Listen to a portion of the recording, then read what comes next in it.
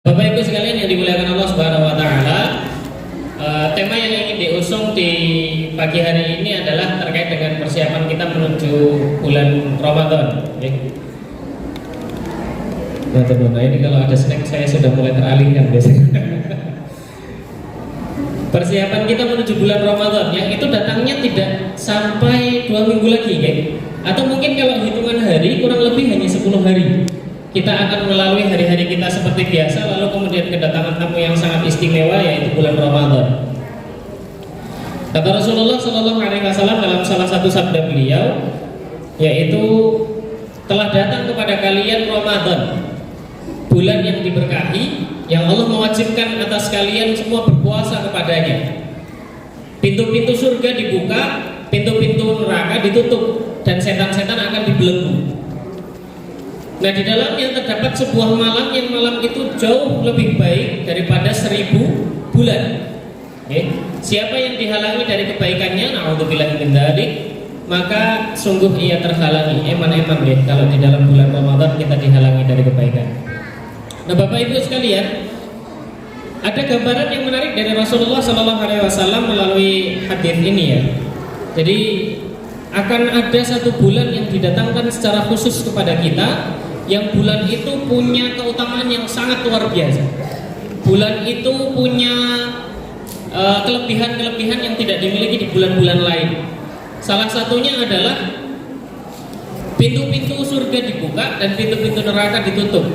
Yang lainnya, kata Rasulullah SAW di dalam hadis ini, beliau bersabda bahwa ada satu malam yang itu lebih baik daripada 1000 bulan yang Allah telah tetapkan ya, dengan keutamaannya, dengan kekuasaannya. Allah menetapkan satu malam ini jauh lebih baik daripada 1000 bulan.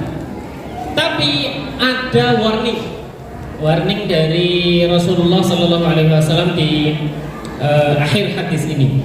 Man hurima khairaha faqad darhurim. Jadi siapa yang dihalangi dari kebaikannya, maka sungguh ia terhalangi. Ini warning dari Rasulullah SAW kepada kita.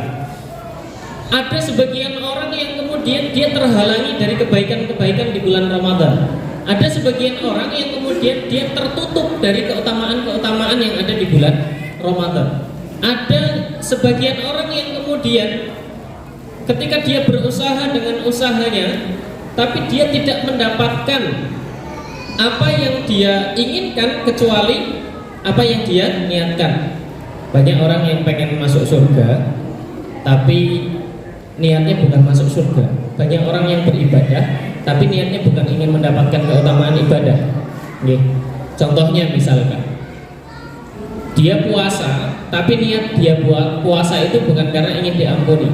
Niat dia puasa itu ya mas karena kewajiban tahunan. Kewajiban tahunan ya mas Ramadan liyane poso aku ya tak poso. Yang lain puasa saya juga ikut berpuasa. Maka kemudian Bapak Ibu sekalian, dia tidak akan mendapatkan keutamaan Ramadan kecuali apa yang dia niatkan.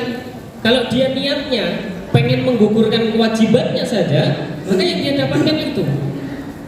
Maka Rasulullah SAW itu sampai mengingatkan kita dalam salah satu riwayat yang ini patut untuk kita waspadai. Banyak orang yang berpuasa tapi dia tidak mendapatkan apapun kecuali hanya lapar dan dahaga. Nah ini, maka Bapak Ibu sekalian yang dimuliakan Allah Subhanahu wa taala, hal inilah yang kemudian menjadi salah satu titik tekan bagi kita untuk memotivasi diri kita agar Ramadan tahun ini bisa jauh lebih baik dari Ramadan sebelumnya gitu. Maka tagline yang saya ambil itu adalah Ramadan bersama masuk surga sekeluarga.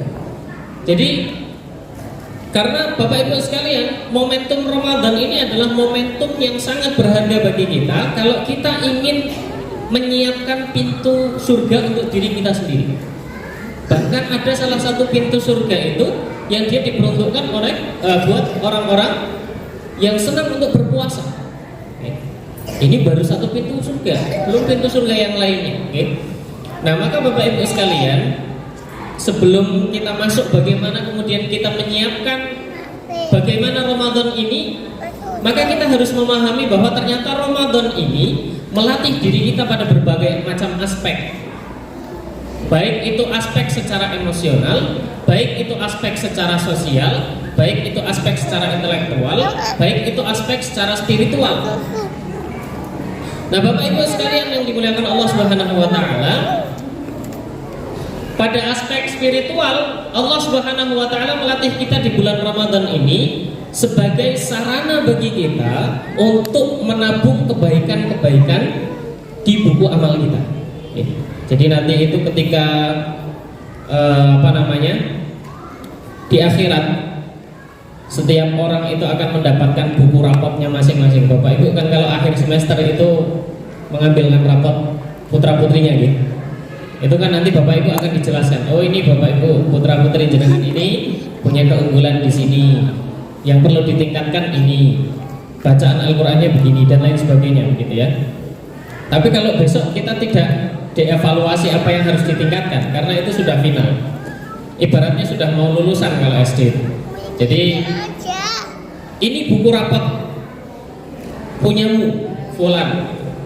Nah, maka apa yang akan kita tuliskan di dalam buku itu tergantung dengan apa yang akan kita lakukan. Nah, sedangkan Allah Subhanahu wa taala menjadikan Ramadan ini memberikan kebaikan yang sangat besar untuk kita semua. Apa diantaranya pada aspek spiritual? Pada aspek spiritual dalam salah satu hadis Rasulullah SAW itu menyebutkan semua amal yang dikerjakan pada bulan Ramadan itu akan dikalikan sebanyak 10 sampai 700 kali lipat dari apa yang dia lakukan di selain bulan Ramadan. Saya biasanya mengkonversikan dengan contoh-contoh material karena biasanya itu yang lebih mudah untuk kita cerna. Saya contohkan begini Bapak Ibu sekalian. Bersedekah di hari-hari biasa selain bulan Ramadan bisa mendapatkan pahala sebesar 700 kali lipat dari apa yang kita sedekahkan.